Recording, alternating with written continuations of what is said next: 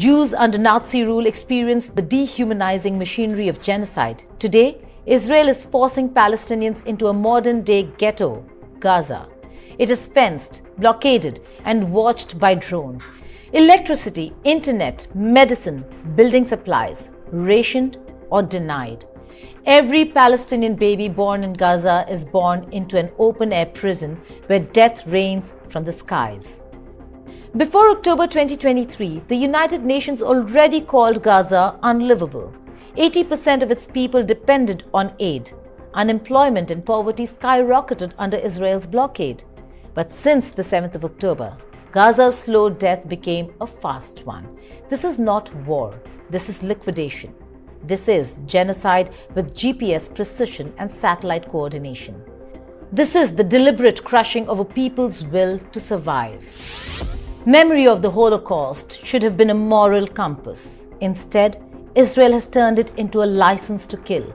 It is grotesque that a nation born out of genocide now invokes that very genocide to justify its own.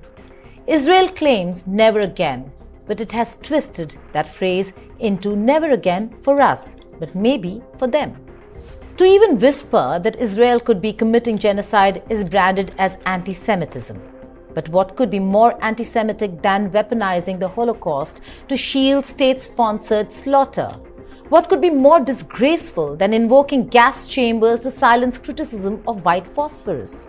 Honestly, what we have today is incredibly tragic. And I think that where we have, yes, the Genocide Convention came about in part as a result of the Holocaust. And in fact, the definition of genocide and the Genocide Convention itself was a creation of a Polish Jewish legal expert, Raphael Lemkin, who himself lost family in the Holocaust.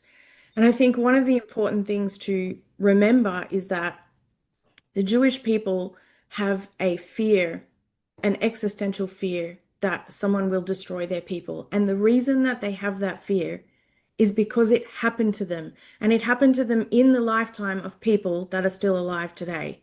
So this is not something that is completely coming out of nowhere.